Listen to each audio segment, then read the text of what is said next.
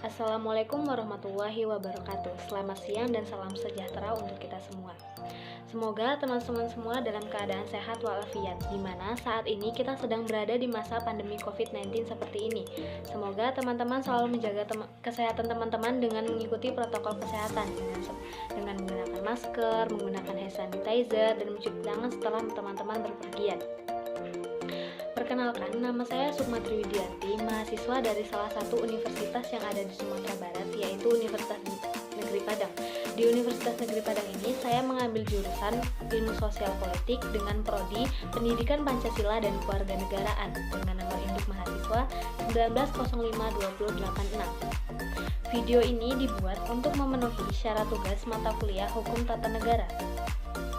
Dalam video ini, saya akan menjelaskan mengenai materi-materi yang bercakupan tentang hukum tata negara.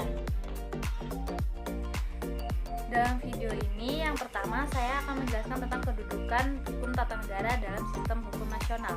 Aturan-aturan hukum dalam suatu negara bersama-sama secara keseluruhan merupakan tatanan yang disebut tata hukum. Salah satu di antara tata hukum itu adalah tata hukum yang mengatur ketatanegaraan. Di antara aturan-aturan hukum yang berlaku dalam suatu negara terdapat kaitan atau hubungan, sehingga terbentuk mekanisme sistem secara nasional yang kemudian membentuk sistem hukum nasional. Hukum tata negara termasuk dalam hukum bagian hukum publik. Sebagai bagian dari hukum publik, hukum tata negara termasuk hukum yang mengatur kepentingan umum, mengatur hubungan antara negara dengan alat-alat perlengkapannya, dan antara negara dengan perseorangan yang menyangkut hak dan kewajiban warga negaranya. Yang selanjutnya mengenai peristilahan dan pengertian hukum tata negara. Hukum tata negara berasal dari bahasa Belanda, Staatsrecht. Dalam bahasa Indonesia berarti hukum negara. Hukum negara dalam perpustakaan di Indonesia berarti menjadi hukum tata negara.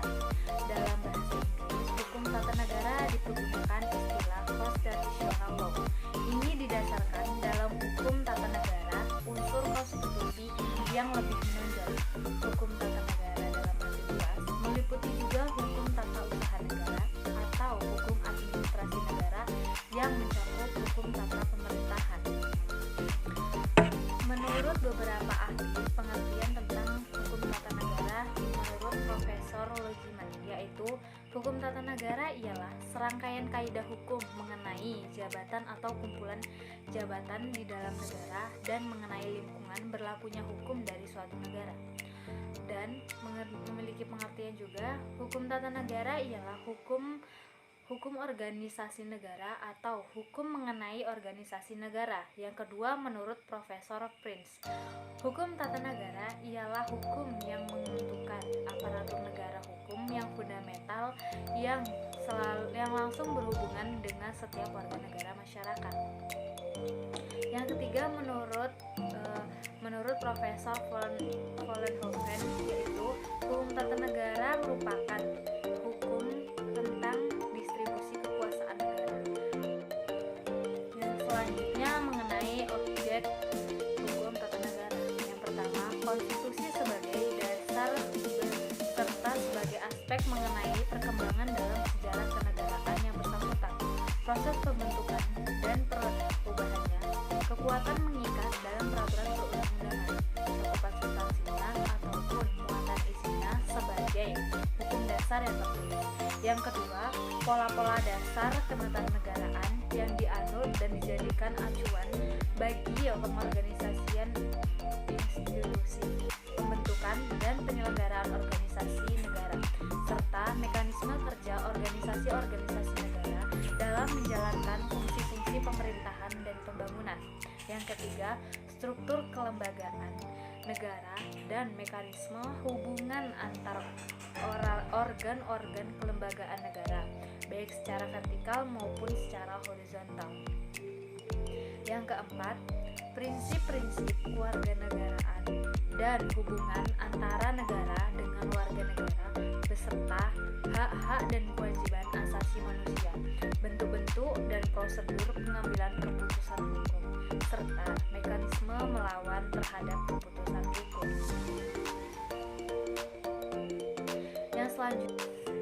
Yang selanjutnya mengenai hukum tata negara. mendeskripsikan pengertian yang terkandung dalam Konstitusi atau Undang-Undang Dasar Negara Republik Indonesia tahun 1945 pasca amandemen keempat, yang selanjutnya menciptakan kesadaran masyarakat Indonesia terhadap hak dan kewajiban asasi sebagai subjek hukum dalam tata negara Indonesia.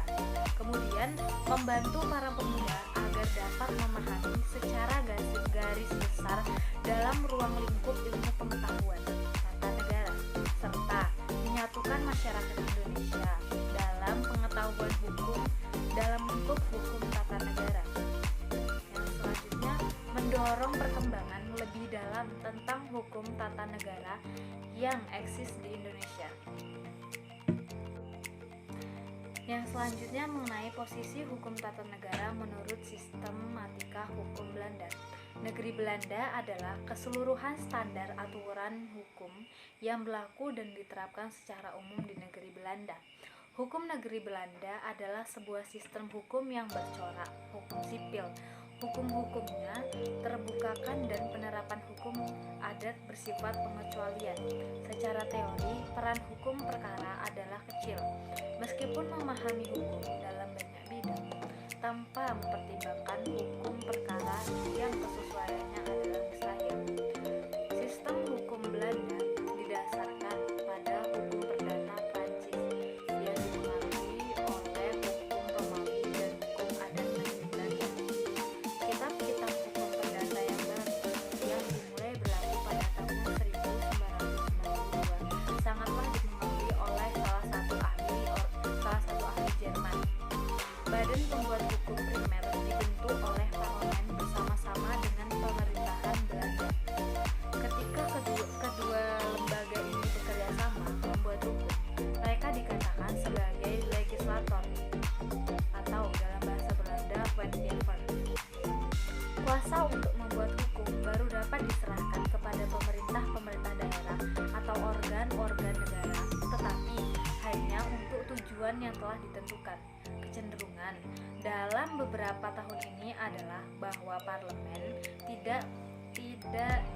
parlemen dan pemerintahan menciptakan hukum-hukum kerangka kerja dan menyerahkan pembuatan peraturan-peraturan yang lebih rinci kepada para menteri atau pemerintah daerah, misalnya provinsi atau kota. Kementerian Keamanan dan Keadilan adalah lembaga utama ketika ia berurusan dengan hukum negeri Belanda.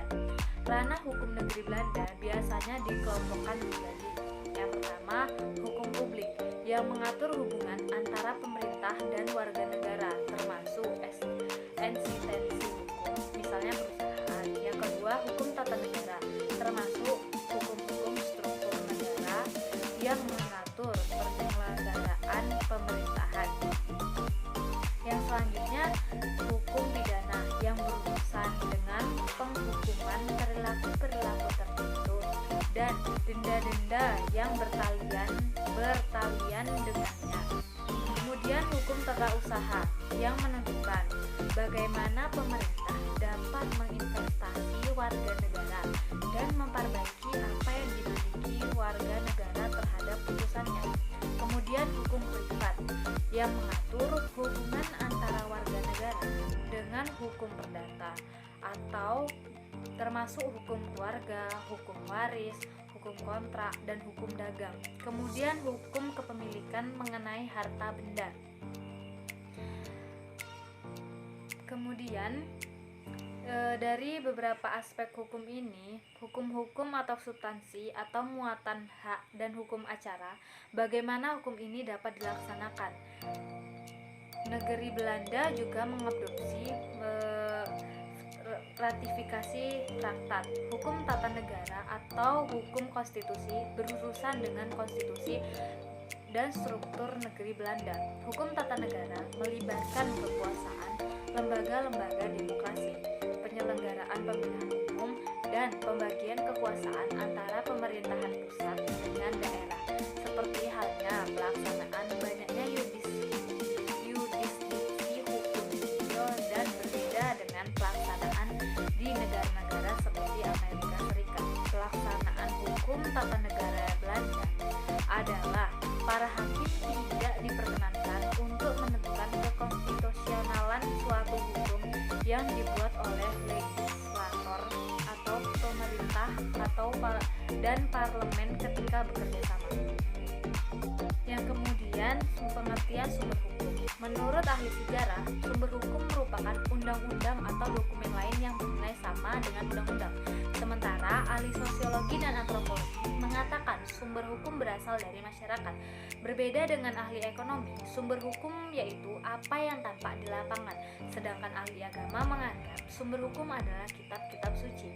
Bagi ahli filsuf, sumber hukum yakni segala ukuran yang digunakan untuk menentukan bahwa suatu hukum itu adil, mengapa orang yang menaati hukum dan sebagainya. Yang selanjutnya mengenai sumber-sumber hukum tata negara Indonesia. Sumber hukum formal dalam hukum tata negara meliputi Undang-Undang Dasar 1945 terdapat ketetapan MPR, undang-undang atau peraturan pemerintah pengganti undang-undang, peraturan pemerintah, keputusan presiden, peraturan pelaksanaan lainnya. Yang kedua, konferensi ketatanegaraan atau convention. Kemudian yang ketiga, traktat perjanjian. Yang keempat, mengenai sumber keputusan hakim atau jurisprudensi. Yang kelima, kebiasaan atau custom. Yang keenam, pendapat sarjana hukum atau doktrin. Yang selanjutnya mengenai sejarah konstitusi. Sebenarnya konstitusi atau constitution berbeda dengan undang-undang dasar, dikarenakan suatu kehilafan dalam pandangan orang mengenai konstitusi pada negara-negara modern, sehingga pengertian konstitusi itu kemudian disamakan dengan undang-undang dasar. Kesalahan ini disebabkan oleh pengaruh paham kodifikasi yang menghendaki agar semua peraturan hukum ditulis demi mencapai kesatuan negara, kesederhanaan hukum, dan kepastian hukum. Begitu besar pengaruh paham kodifikasi sehingga setiap pengaruh hukum karena penting itu harus ditulis, dan konstitusi yang ditulis itu adalah undang-undang dasar. Secara umum terdapat dua macam, konstitusi tertulis dan konstitusi tidak tertulis. Hampir semua negara di dunia memiliki konstitusi tertulis atau undang-undang dasar yang pada umumnya mengatur mengenai pembentukan berbagai wewenang dan cara kerja berbagai lembaga kenegaraan serta memenuhi hak asasi manusia. Negara yang dikategorikan sebagai negara yang memiliki konstitusi tertulis adalah Inggris dan Kanada. Di kedua negara ini, aturan dasar terhadap suatu lembaga kenegaraan dan semua hak asasi manusia terdapat pada adat kebiasaan dan juga tersebar di berbagai dokumen, baik dokumen yang relatif maupun yang sudah sangat luas, seperti makna catra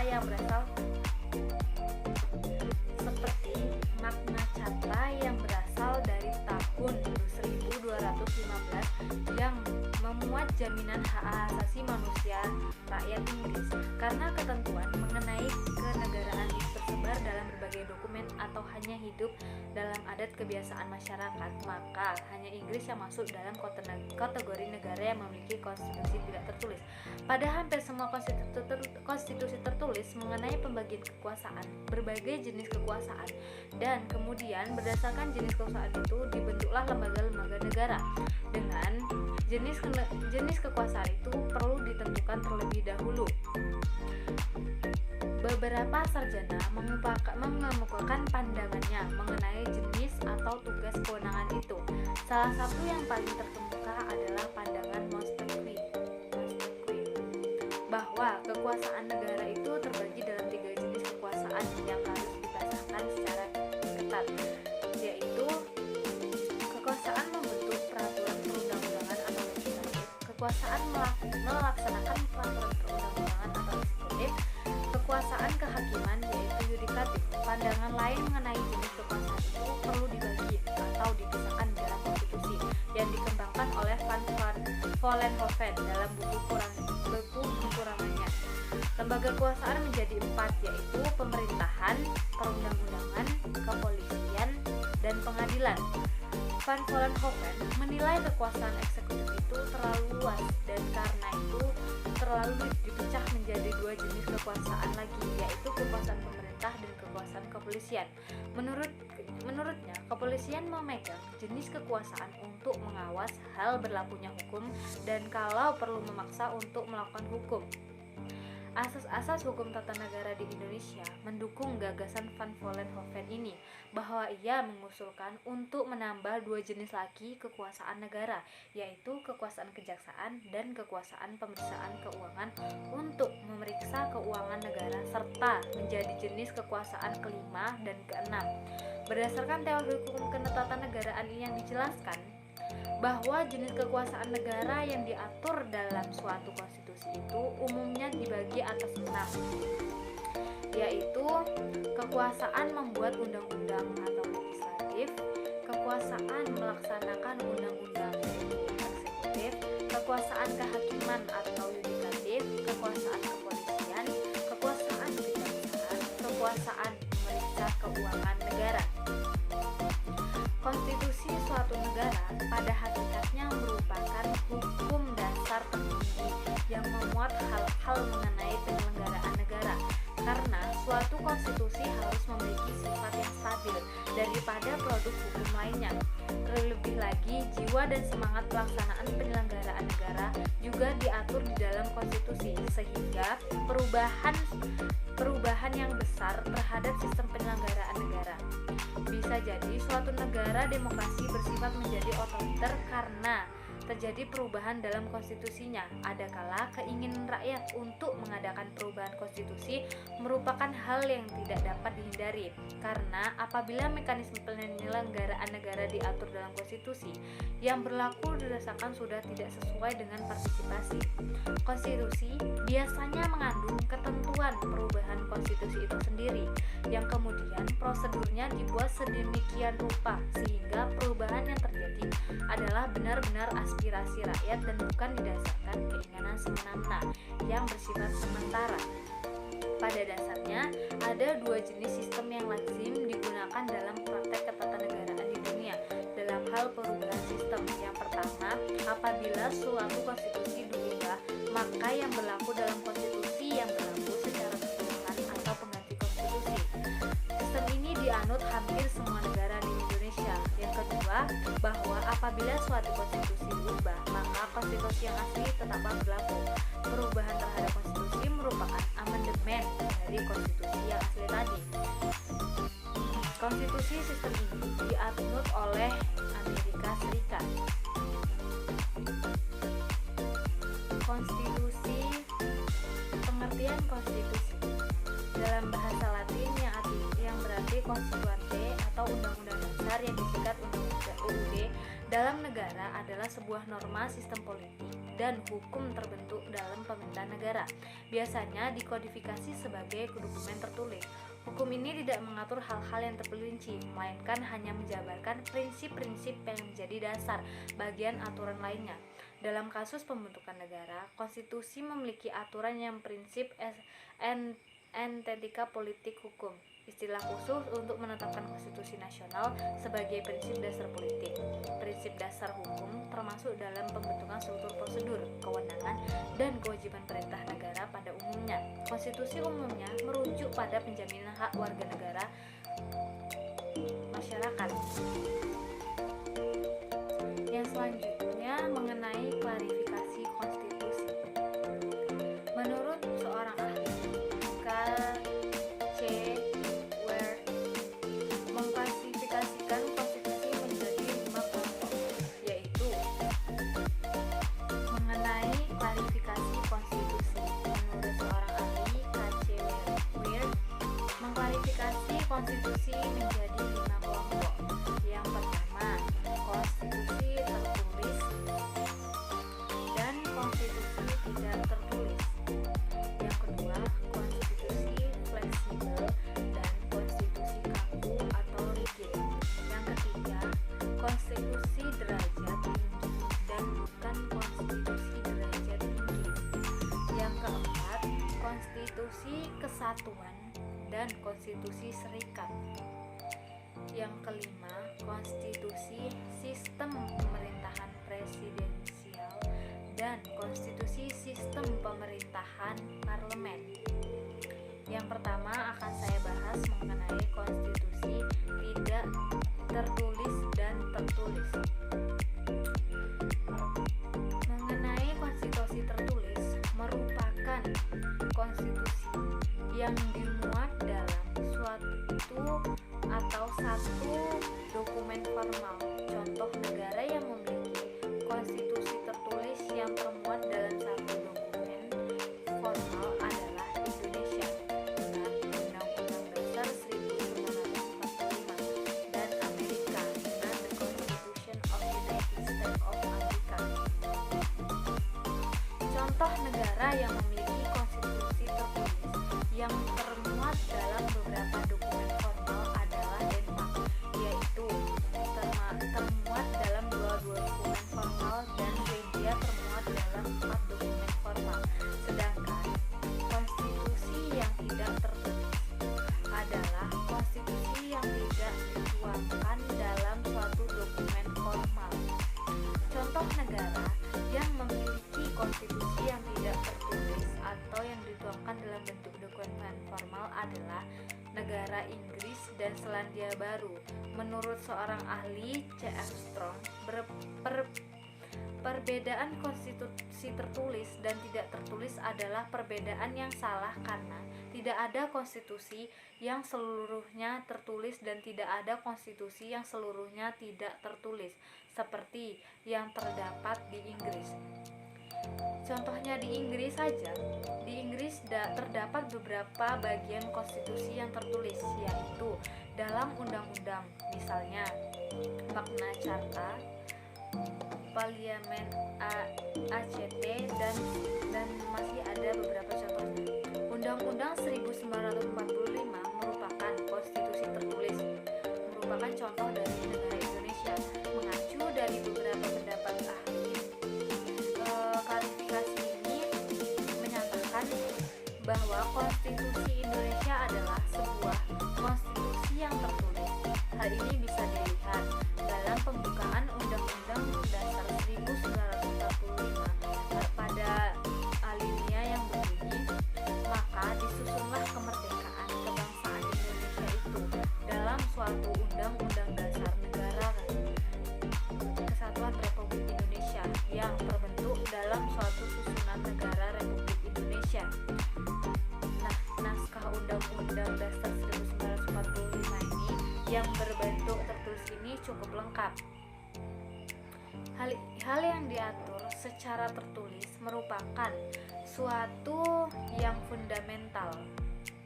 Apabila kita membaca pasal demi pasal Undang-Undang Dasar 1945, maka kita dapat mengetahui beberapa hal yang menjadi isi daripada Konstitusi Republik Indonesia.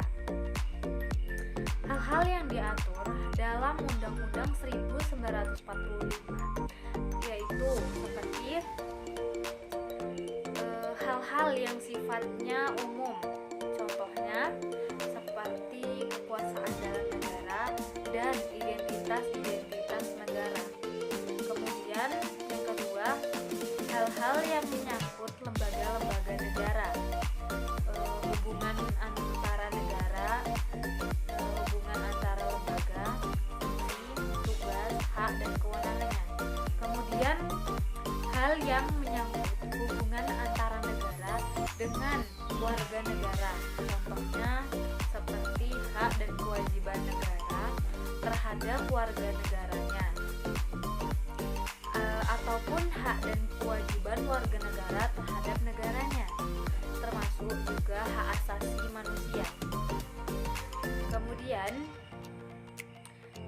konsepsi atau cita negara berbagai bidang, misalnya dalam bidang pendidikan, kesejahteraan, ekonomi, sosial, pertahanan, dan keamanan.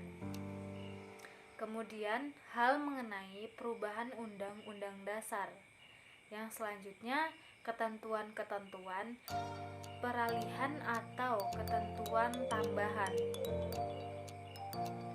Selanjutnya, Undang-Undang Dasar merupakan hukum dasar yang tertulis. Makna yang terkandung sebagai hukum dasar yang tertulis ialah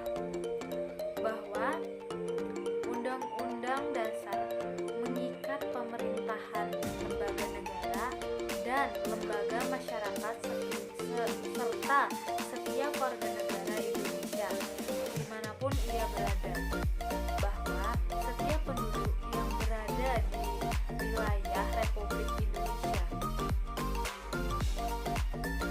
Yang kedua, mengenai konstitusi fleksibel dan konstitusi kaku.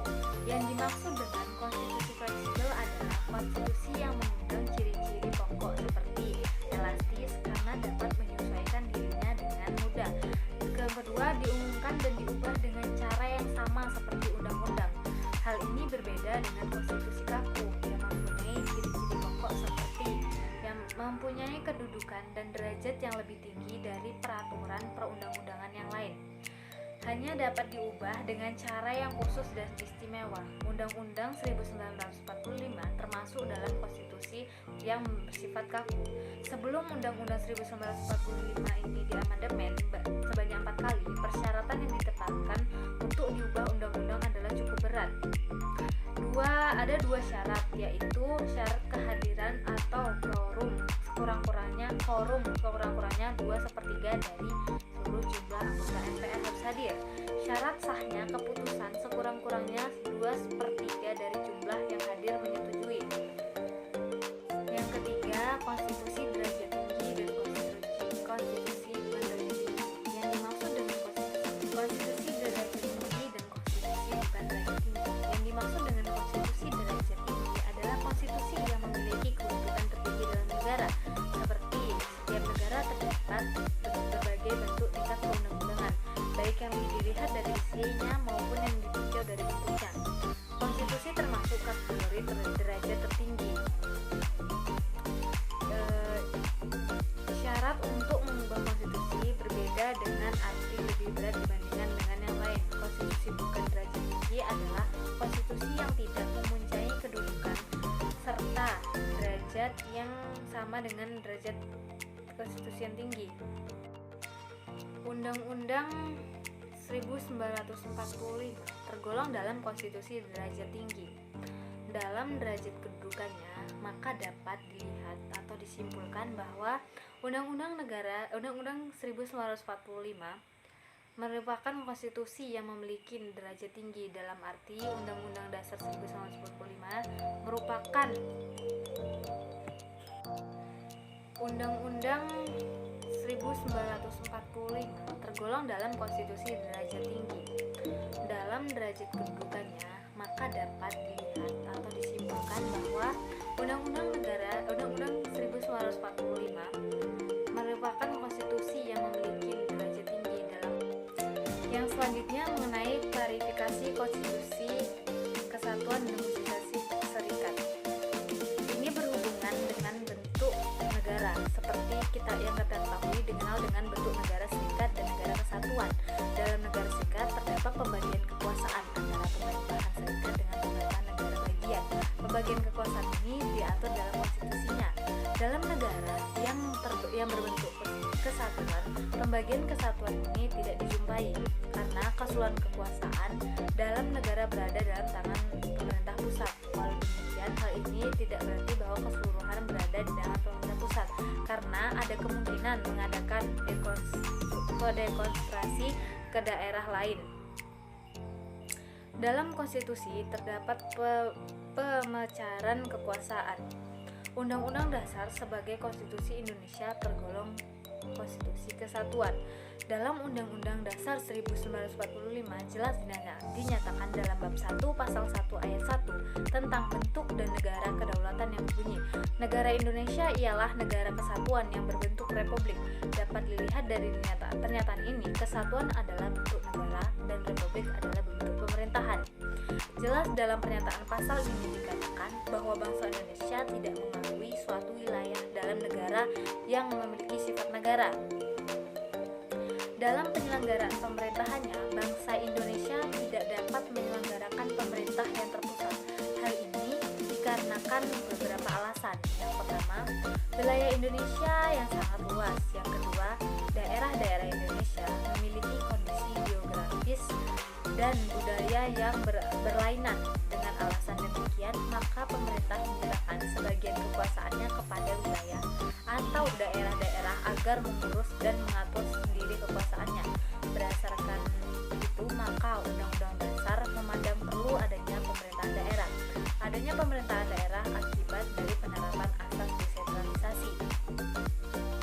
Yang selanjutnya, konstitusi, sistem presidensial dan parlemen. Yang dapat kita ketahui yaitu memperhatikan hubungan antara lembaga legislatif dan lembaga eksekutif. Dalam arti di sini bahwa kedua lembaga tersebut memiliki hubungan yang erat dalam menjalankan kekuasaannya. Dalam sistem pemerintahan presidensial, antara badan eksekutif dan legislatif memiliki kedudukan yang independen. Dalam arti kedua lembaga tersebut tidak memiliki hubungan secara langsung. Di sini parlemen tidak mengawasi jalannya pemerintahan secara langsung, sebab badan ini terpisah satu sama lain. Beberapa ciri dari konstitusi presidensial yaitu kekuasaan pemerintah berada pada tangan presiden, dalam arti bahwa tidak adanya pemisahan kekuasaan antara presiden dengan kepala negara sebagai kepala negara dan sebagai kepala pemerintahan, dalam arti bahwa presiden sebagai kepala negara dan kepala pemerintahan. Presiden tidak dipilih oleh anggota parlemen tetapi dipilih oleh rakyat atau oleh suatu dewan atau majelis. Yang kedua, kabinet seperti dewan, menteri dibentuk oleh presiden. Sedangkan untuk pertanggungjawabannya kepada presiden tidak dipertanggungjawabkan kepada parlemen. Hal ini dikarenakan menteri tidak dipilih oleh parlemen melainkan oleh presiden. Yang ketiga, presiden tidak dapat memiliki pertanggungjawaban oleh parlemen. Hal ini dikarenakan bahwa presiden tidak dipilih oleh parlemen melainkan dipilih oleh rakyat secara langsung atau oleh suatu majelis. Yang keempat, presiden tidak memiliki kekuasaan untuk membubarkan lembaga parlemen sebagai dalam sistem pemerintahan parlemen. Yang kelima, kekuasaan legislatif berada pada lembaga legislatif yang sebagai anggota parlemen dipilih oleh rakyat secara terpisah dengan presiden. Presiden tidak berada di bawah pengawasan secara langsung oleh lembaga parlemen. Kemudian, beberapa ciri-ciri dari sistem pemerintahan parlemen. Yang pertama, lembaga legislatif atau parlemen suatu lembaga yang dimana dalam merekrut anggota-anggota untuk menduduki lembaga tersebut harus melalui pemilu. Dalam sistem parlemen, badan inilah salah satu badan yang dipilih langsung oleh rakyat melalui pemilihan umum dan menyerahkan kedaulatan sepenuhnya kepada parlemen sebagai badan perwakilan rakyat atau lembaga legislatif. Yang kedua, keanggotaan parlemen merupakan anggota-anggota partai politik yang berhasil menang dalam pemilihan umum atau general election. Dalam hal ini dapat dikatakan bahwa sudah dipastikan partai politik yang menang dalam pemilihan umum akan memiliki peluang yang besar menjadi mayoritas dan akan memiliki kekuasaan yang besar dalam parlemen. Yang ketiga, pemerintah dan kabinet terdiri dari menteri-menteri sebagai anggota yang akan dipimpin oleh Perdana Menteri sebagai seorang pemimpin kabinet. Perdana Menteri sebagai pemimpin kabinet ini dipilih oleh anggota parlemen untuk menjalankan kekuasaan eksekutif atau pemerintahan. Dalam hal itu, kekuasaan pemerintah terdapat pada Perdana Menteri sebagai kepala pemerintah. Dan yang penting, semua anggota kabinet disyaratkan dari atau berasal dari parlemen.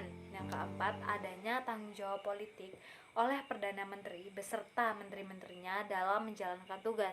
Hal ini dapat terjadi apabila menteri tersebut tidak lagi mendapat kepercayaan sehingga tidak lagi mendapat dukungan dari parlemen. Berarti sewaktu-waktu dapat saja parlemen menunjuk pada kabinet suatu ketidakpercayaan sehingga akhirnya parlemen menyampaikan mosi tidak percaya pada kabinet. Yang kelima, jabatan kepala negara tidak sekaligus menjadi sebagai kepala pemerintahan. Dalam hal ini berarti adanya pemisah antara jabatan kepala negara dengan kepala pemerintahan. Kepala negara adalah presiden, bentuk pemerintahan atau republik atau raja atau sultan dalam bentuk pemerintahan monarki. Kepala negara tidak memiliki kekuasaan pemerintahan, dia hanya berperan sebagai simbol kedaulatan atau keutuhan negara. Yang keenam, sebagai imbangan antara kekuasaan parlemen dengan kabinet, maka kepala negara dapat membubarkan parlemen. Sebagai imbangan bahwa parlemen dapat membubarkan kabinet. Dalam hal ini, presiden atau raja atas saran Perdana Menteri dapat membubarkan parlemen. Materi selanjutnya mengenai tujuan dan hakikat konstitusi. Tujuan konstitusi, adanya konstitusi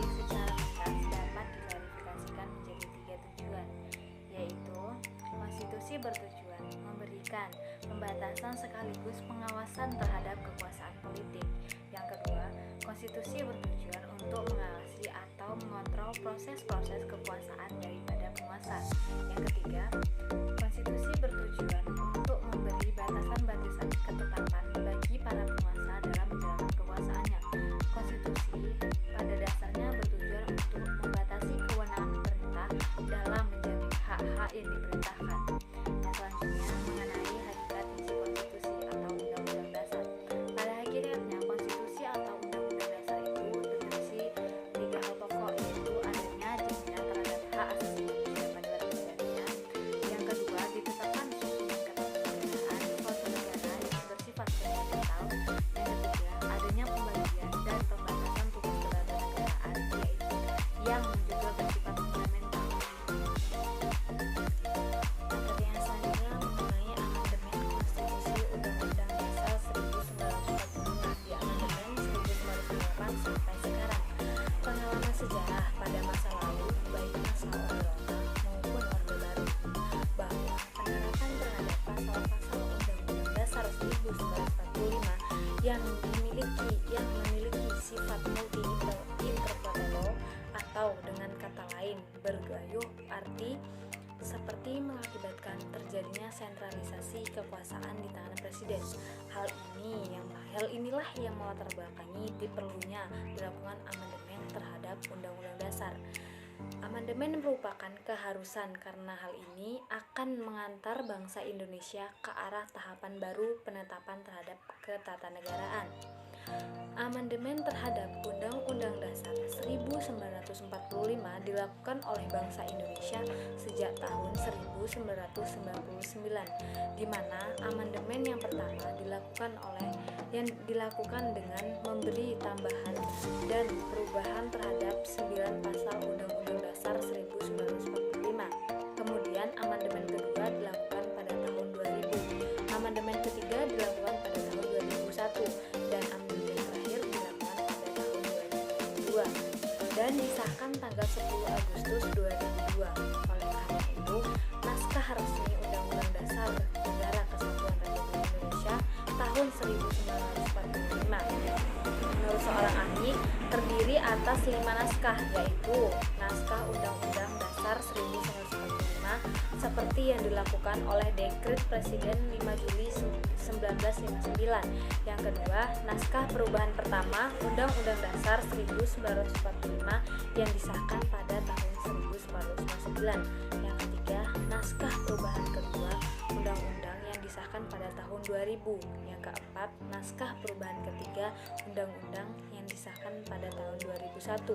Yang kelima, naskah perubahan keempat Undang-Undang yang disahkan pada tahun 2002. Materi yang selanjutnya mengenai konsep negara kesatuan. Konsep negara kesatuan atau unitary state adalah konsep suatu negara yang tidak mempunyai kesatuan pemerintahan yang mempunyai kedaulatan. Menurut seorang ahli, yaitu C.F. Strong, menyebutkan bahwa hakikat negara kesatuan adalah negara yang kedaulatannya tidak terbagi, atau dengan kata lain, negara yang kekuasaan pemerintah pusatnya tidak terbatas karena konstitusi secara kesatuan tidak mengakui adanya badan pembuat undang-undang selain badan pembuat undang-undang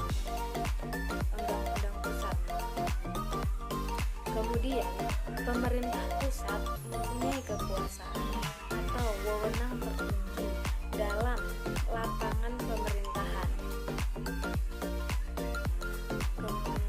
di mana konstitusi logis dari posisinya sebagai penyelenggara kedaulatan rakyat. Maka unit-unit pemerintahan yang dibentuk dan berada di bawah pemerintahan pusat harus tunduk kepada pemerintahan pusat. Tanpa disertai ketundukan dan kepatuhan secara organisasional berdasarkan peraturan yang berlaku, akan tumpang tindih dalam melaksanakan kewenangannya. Yang selanjutnya, menurut Ateng Safarudin, negara kesatuan adalah negara yang mempunyai konstitusi yang memberikan hak dan kewajiban menjalankan kewenangan penyelenggaraan pemerintahan kepada pemerintah pusat. Selanjutnya, undang-undang itu memberikan kewenangan pemerintah negara kepada satu pemerintah, yaitu pemerintah pusat. Alasannya, karena penyelenggaraan segala pemerintahan, hak baik dari pusat maupun dari daerah, sebenarnya adalah kewajiban dari pemerintah yang satu. Namun, terkait dengan luasnya daerah, makin banyak tugas yang diurus oleh pemerintah pusat. Sejalan dengan kemajuan masyarakat dan negara, perbedaan antara yang satu dengan perbedaan yang lain sukar diketahui dengan sukar diatur secara memusat.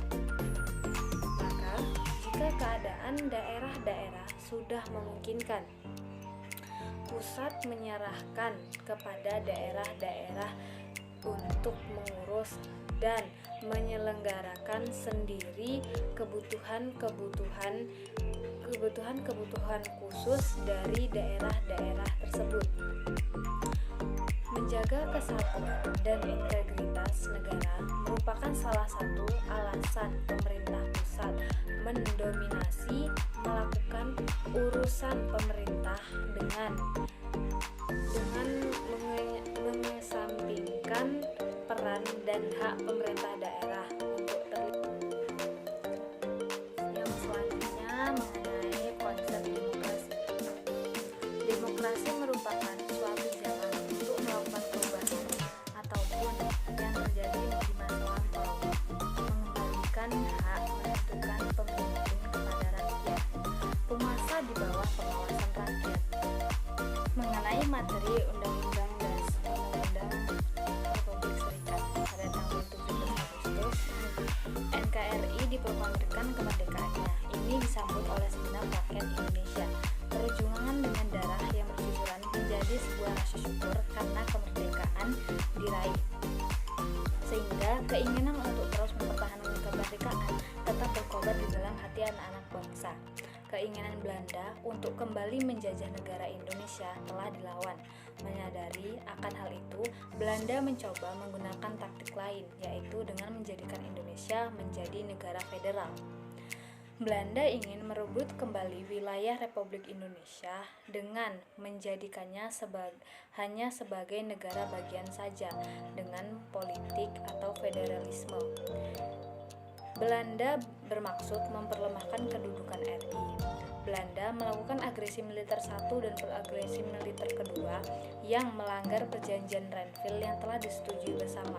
Melihat itu, maka Perserikatan Bangsa-Bangsa atau PBB melakukan penyelesaian dengan mengadakan konferensi yang disebut Konferensi Meja Bundar. Konferensi ini dihadiri oleh negara-negara bentukan Belanda yang bergabung dengan negara federal atau BNO. Dalam materi tentang Undang-Undang Dasar 1959, Presiden Soekarno mencari jalan keluarnya dengan mengeluarkan Dekret Presiden 5 Juli 1959 yang berisikan: yang pertama, menetapkan pembubaran Dewan Konstituante; yang kedua, menetapkan Undang-Undang Dasar 1945 berlaku lagi terhitung mulai tanggal penetapan dekret dan tidak berlakunya lagi Undang-Undang Serikat 1950. Yang ketiga, menetapkan dalam waktu sesingkat-singkatnya pembentukan MPRS dan DPAS. Dekret ini menjadi dukungan sebagian besar rakyat Indonesia. Yang lebih penting lagi, melalui dekret ini menjadi perubahan ketatanegaraan Indonesia. Naskah Undang-Undang Dasar 1945 menjadi berlaku kembali sebagai hukum tertinggi dalam Negara Kesatuan Republik Indonesia. Baik, itulah materi yang dapat saya jelaskan mengenai hukum tata negara. Kurang dan lebihnya saya mohon maaf. Saya akhiri. Wassalamualaikum warahmatullahi wabarakatuh.